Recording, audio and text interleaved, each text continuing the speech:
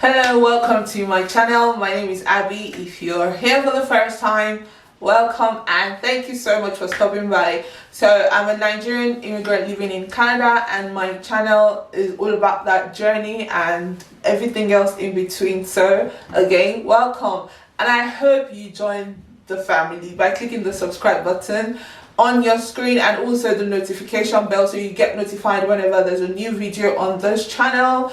And to my returning subscribers, thank you so much. So in my last video I talked about some of the things that I advise do you get done as soon as you arrive Canada, and one of those things was getting yourself a place to live, you know, renting an apartment. And I got a few follow-on questions as to how you can go about renting an apartment in Canada, some of the things that you require, and just the general process really. So one of the things you need to know is there are different types of lease agreements, right? And there's the popular short-term lease and also long-term lease, right? So when you are searching, you need to be sure which applies to you and which you are looking out for, and usually they are specified as to if the apartment or the property is going to be on a short-term or on a long-term lease.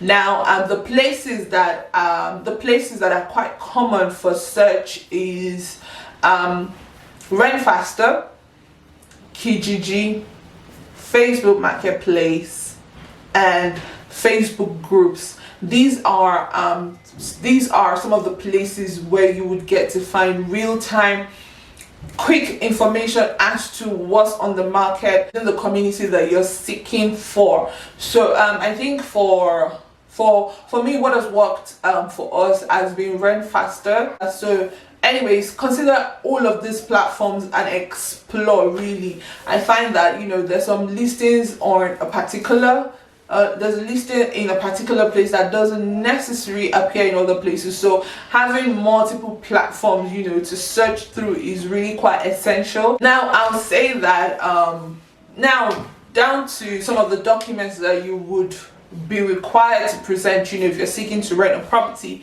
Now this may depend on what the landlord or the property is requesting for, or what the property company is actually requesting for, but typically they'll request a form of ID from you, picture ID perhaps. They'll request a proof of previous address. Now if you're new in Canada, obviously you can say to them, I just arrived in Canada, I don't have proof of previous address, but this is where I am at the moment, and I'm hoping to rent this property so that this becomes my resident address. So in a lot of cases, a lot of landlords and property companies understand that. But in that case, one thing that you might be required to get would be a reference letter from someone that is resident in Canada. So if you're able to reach out to anyone who's able to give you a reference letter, by all means do so. Quite a number of landlords require that for new immigrants in the country. Now there are exceptions. In my case, the landlord didn't require that we gave him a reference. He just wanted to be assured that we could afford the rent, and it was assured. We had a discussion, it was assured, and we signed the agreement. So it really does depend on the circumstance, right? So another thing that you need to be aware of is the fact that you might be required to pay a deposit. In most cases, it will be a month rent upfront as deposit for the property, just in case anything goes bad and you have to do any repairs when you have to leave the house and all of that. Sometimes the deposit might be a fraction of the rent. Again, it depends on the landlord of the property or the the property managers of that particular property. So it really does differ, but I would say that in terms of preparation, prepare to have a month's advance for deposit, because that is quite typical. So once you go on any of the platforms that I mentioned earlier, you narrow down your search depending on what you're looking for. You find a few places. Sometimes the listing would have a telephone number or an email, so you let them know that you're interested in this property. You set up an appointment, you view the property either virtually or in person.